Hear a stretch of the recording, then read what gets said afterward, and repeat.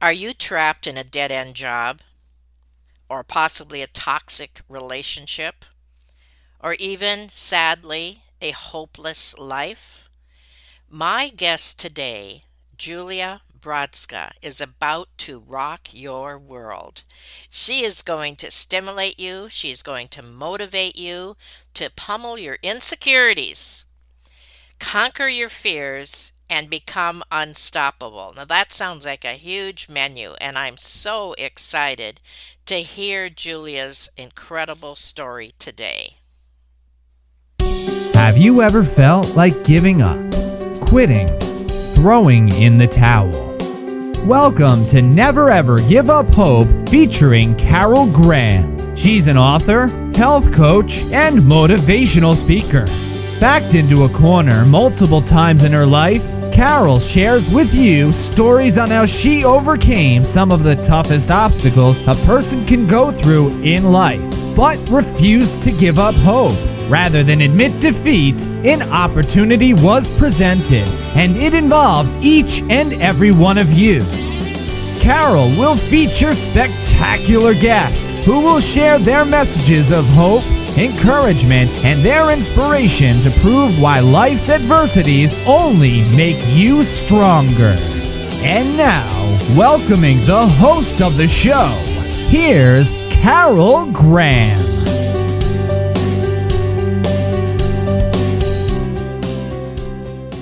Thank you so much for having me.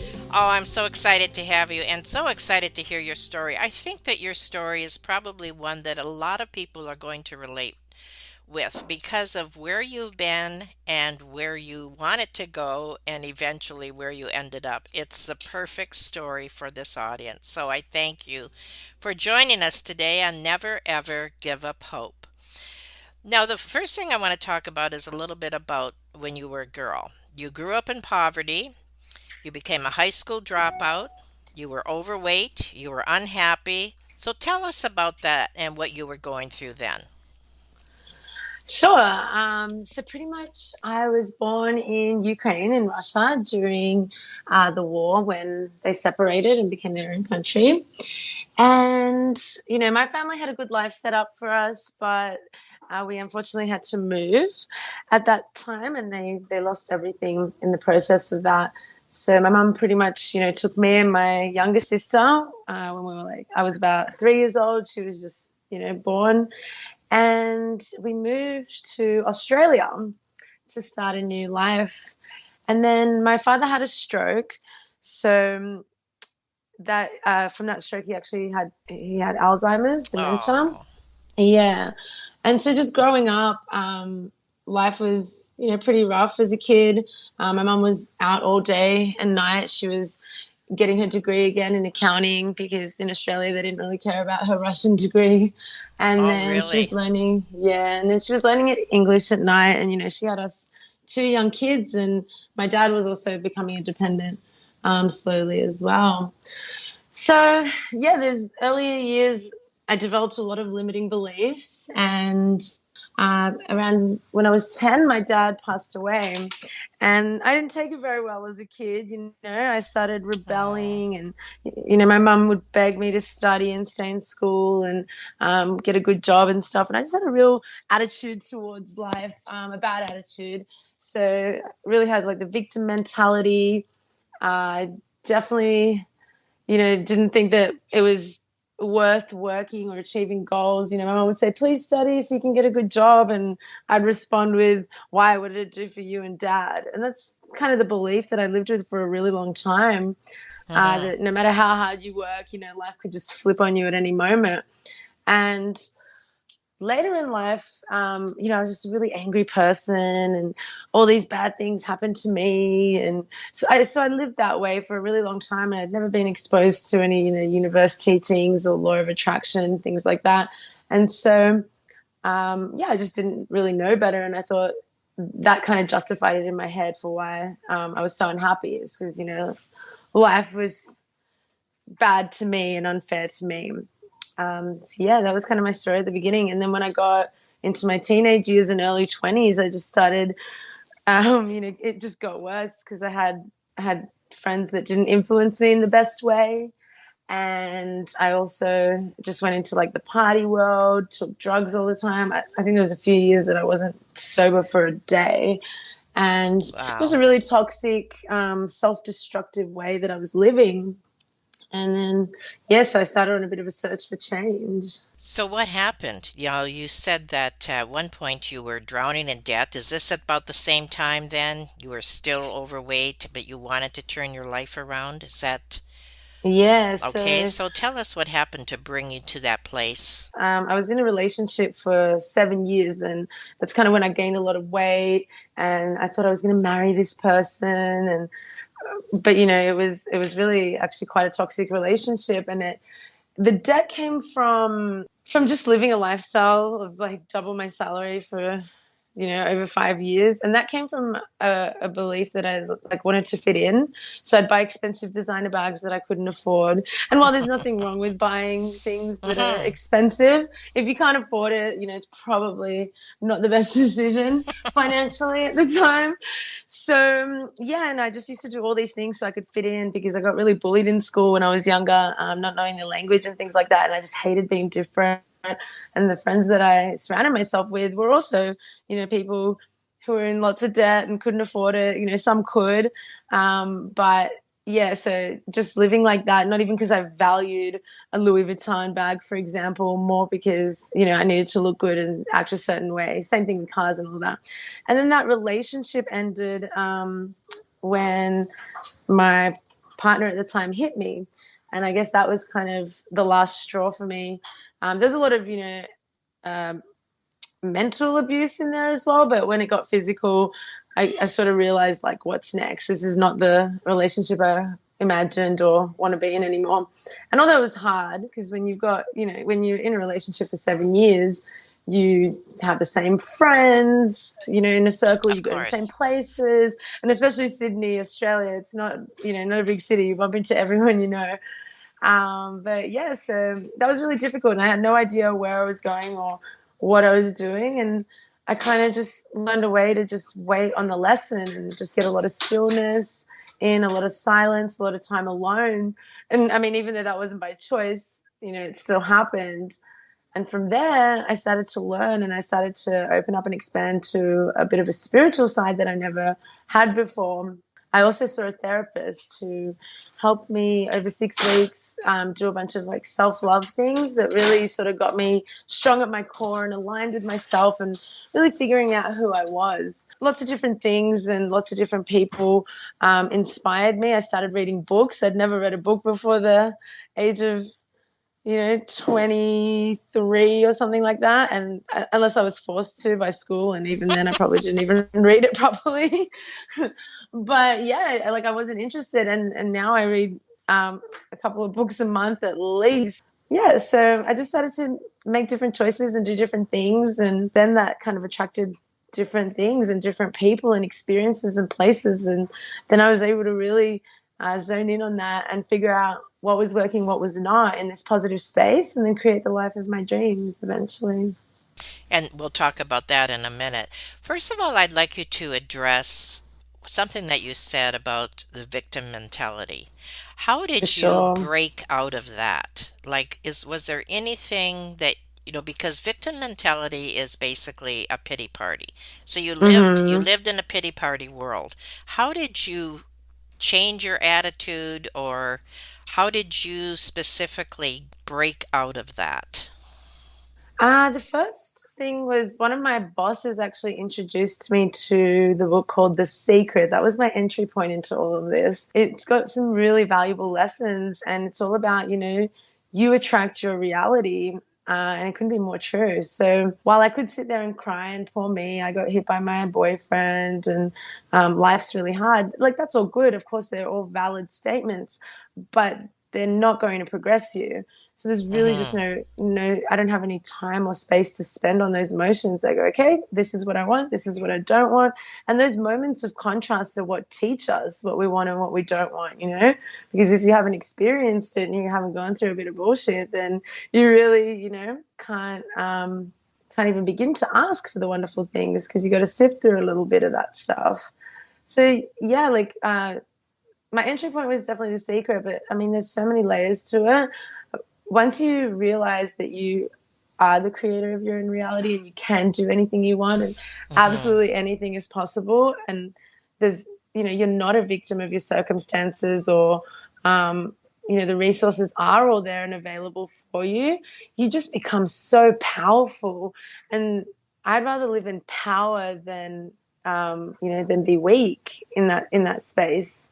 So I think that's definitely what sort of created that change. I just enjoyed the power, and whether it's true or not true, proven or not proven, it makes me feel good and it makes me feel powerful, and essentially then it works, right? You probably got some of that tenacity from your mom too. She sounds like she, through her struggles, etc., she really pushed herself. And I think you had to come to that place where you had to push yourself too. Is that correct? Absolutely. My mom is my biggest hero. I could just only imagine finding the guy of my dreams. We spend so much time searching for that, many of us. Finding a dream husband and starting a life, having two kids. You both have successful jobs. You've got a house, a car. You got everything you need. Life is beautiful. And then something like that happens that no one's got any control over. It's not like one of them cheated and left each other or did something Hmm. unforgivable, in their version of whatever that is. But it was life just took it away from them, and then just imagining the struggle of watching your husband deteriorate. Like, would you leave, would you stay, would you keep your vows? Like, there's so many levels to it. So yeah, she's the strongest woman I know, and if I could even be half that, I'd be a very successful woman. You are a very successful woman, and like I said, that I'm sure a lot of that came from your mom, watching Yeah, her, and what a great role model. And I know that that's what you want to do thank too, you. is you want to be that role model for others, which brings us to now you own two successful companies.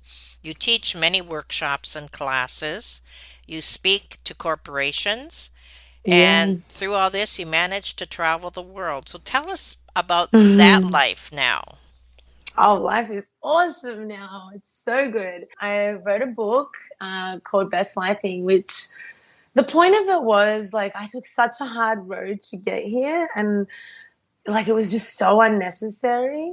So I try to put all of that with stories, really deep, actually, like pretty dark stories. I try to incorporate that all into a book to really help people with the lessons that I learned, and give them an idea or a hope that life can be better. So the whole book's about overcoming limiting beliefs, living your dreams, and creating fulfillment in what we call the 7 areas of life.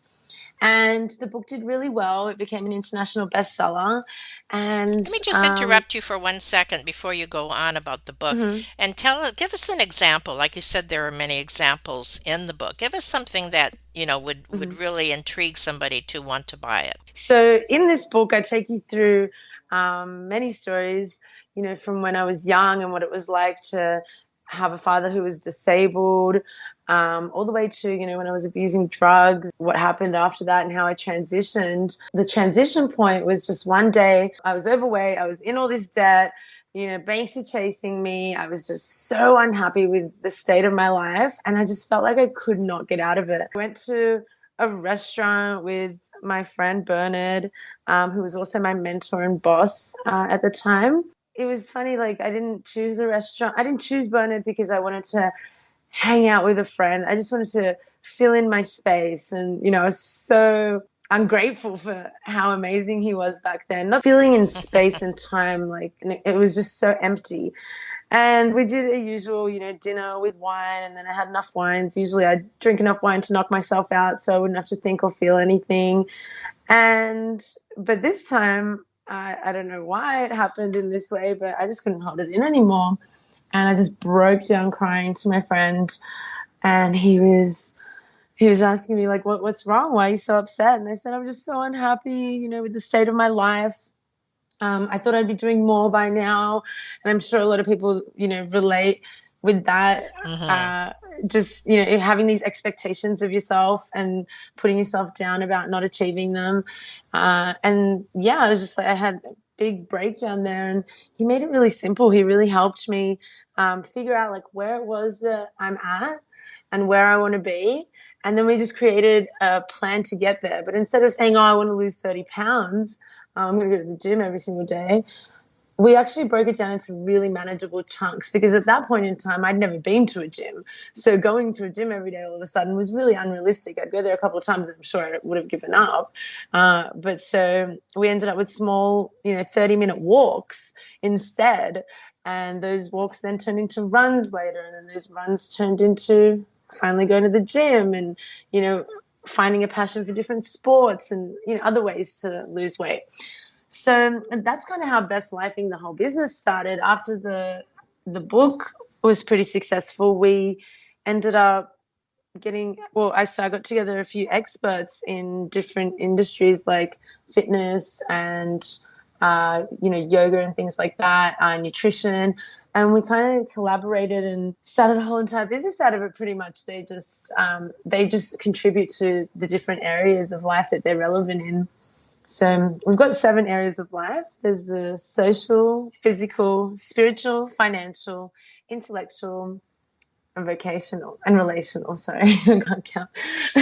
So in your book, you go through each one. Is that what you're Yeah, saying?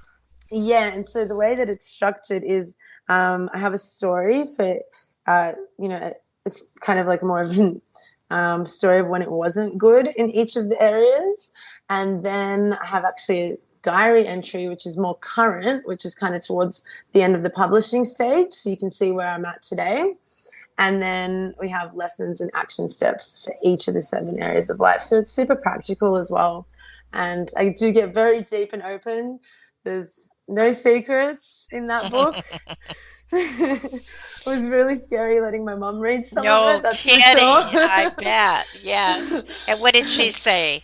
You go, girl. Actually, well, yeah, she was super proud of me. But actually, funnily enough, she like refuses to believe in any of it, which I'm happy for her to live with that. That's right.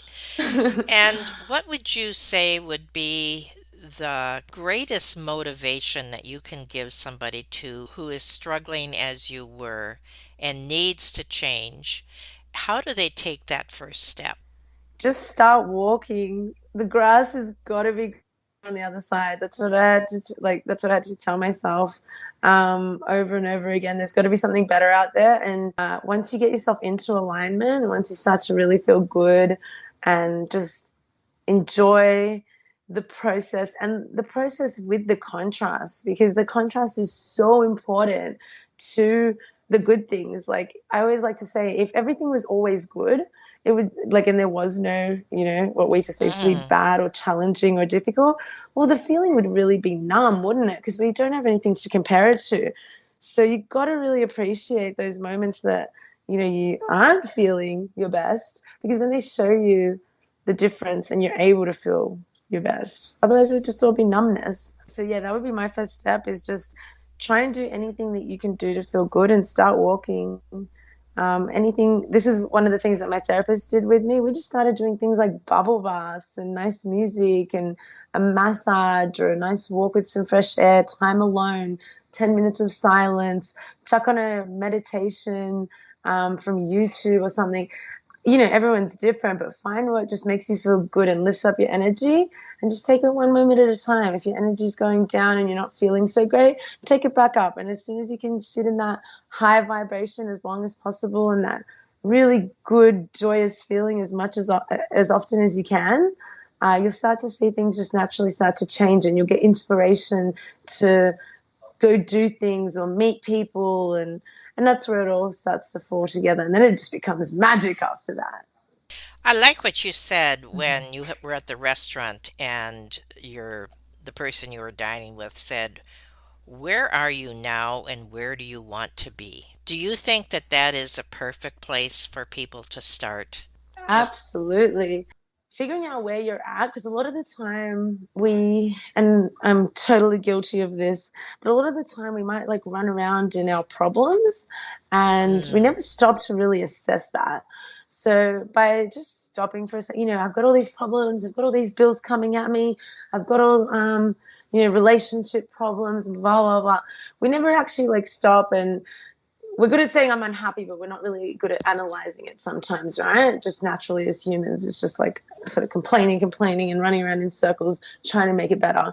Once you just stop everything, put a pause on it and go, okay, where am I right now in terms of relationship or finances or vocational, my job or my dream, physical, social, where am I actually standing? And where do I want to be? Because a lot of the time, anxiety, it actually comes from, this is what I've learned, it comes from standing in one place and wanting to be somewhere else. And the gap Mm. in between that is what causes the anxiety. So if you can just figure out what that gap is by going, here's the amount of money I have versus the amount of money that I want, here's the relationship qualities that I have versus what I want, then you're able to fill in that gap, whether it's through good communication from a place of love, or whether it's, through a financial plan or a savings plan or a budget. I know a lot of people that don't even live on a budget of what they're spending their money on. And they, then they're like, oh, but I'm so broke and money doesn't come to me. Well, if you're not sure where it is, that's my point. You got to figure out where you're at and where you want to be. And only then can you ever possibly even start to create a plan to get there. I've never heard the definition of anxiety being standing in one place and wanting to be somewhere else. And I think that is absolutely bang on. I really Thank appreciate that. you. What that also does when you do that, you take that moment to just realize where you are and it's not where you want to be. You change your focus. And Absolutely. when you change your focus, that's your goal then. And I Hmm. think you said at one point earlier that it's baby steps. You don't arrive at that goal the first day you're out. Same as if you're running and you have to take it in baby steps. You start walking, then you Hmm. start running, you start jogging, etc. It's the same way in life. So do you compare, like in your book, do you compare a lot of the steps in your book with exercise and change in lifestyle as well? Well, so that's just one of the 7 areas of life. So the physical area of life is all focused around food, Okay. fitness, and feelings. Yeah. So we talk a lot about that. And the reason why feelings is such a big one in the physical area of life is because how you feel is really going to determine your outcomes. If you have a reward and punishment mentality towards food and exercise, you're not going to get, it's not a sustainable approach to achieving your goal. You're not going to get very far. One thing I love to always talk about is, so naturally as humans, our minds are really, really good at giving constructive feedback, especially to ourselves, right? But and that's how we get a little bit all in our head, like, oh, the gym's really hard, or you didn't do enough at the gym today, um, oh, you're going to eat that cake, that's going to cost you 2 hours on the treadmill, things like that. And so we spend a lot of time really giving ourselves constructive feedback. And this is very, very dangerous because we don't give ourselves enough positive feedback, or reassuring feedback. We don't actually like make time for that as often. And it's not something that's natural to stand there and say, you did a fantastic job today, Julia. You really impressed me, really saying that to yourself. And so I did a little bit of a research thing a while back. And I just asked in every conversation that I had with friends, family, business, I just asked, random question, this week or today on your to-do list, how many things of those things on your to-do list do you think you achieved perfectly? And I'd get Mm. answers like, oh, not many, or none, or there's no such thing as perfection, and things like that. And I said, okay, fair enough. And that was the common answer. Actually, I don't think one person said even one thing that they did perfectly, to be honest. And then I said, okay, and how many things would you do better on your to-do list? Mhm. And I'd get things like, oh, probably half of it. Oh, I had a really busy day yesterday or today or whatever. And so there's so much like constructive. There's so much not good enough. I'm not doing enough. And from that, because I'm good at that as well, I'm always like, oh, I didn't do enough today. I didn't call that person back.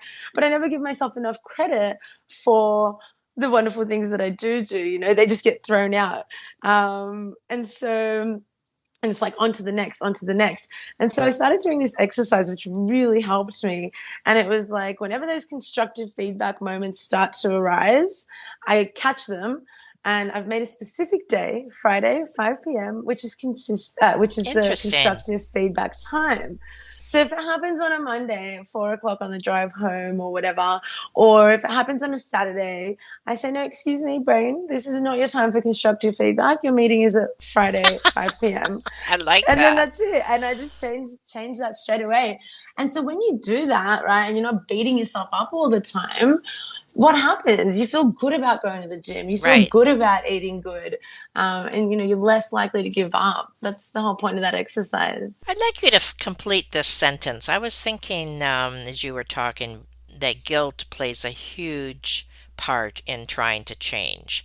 And so, if you would say to someone who is feeling guilty to change that feeling of guilt to one of, how would you complete that?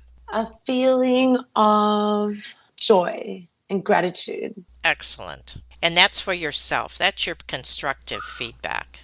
Yeah, exactly. So when that constructive feedback and guilt happens, I just say, okay, well, what were all the things that you did do to serve people? What did your team get out of, your work today? Or what did your clients benefit? Or how did you do things well? And really just start to talk about those and go through those. And sometimes you will have a rough day and it's really hard to come up with even one thing that you did well. I understand that. Or sometimes you might just need to take a day to yourself and not do anything well. And that's totally fine. It's just accepting that and being like patient and comfortable and loving yourself right for that. Right, And in those right. moments, I'll just pick a subject that I get joy out of. I love, my mother for these reasons or my team for these reasons. And I'll actually just start writing in my gratitude book and start going, I'm grateful for all these things. And very quickly you forget about all the things you didn't do and you start thinking about all the things you're grateful for. And then you're back on that good vibration and ready to attract all the wonderful things.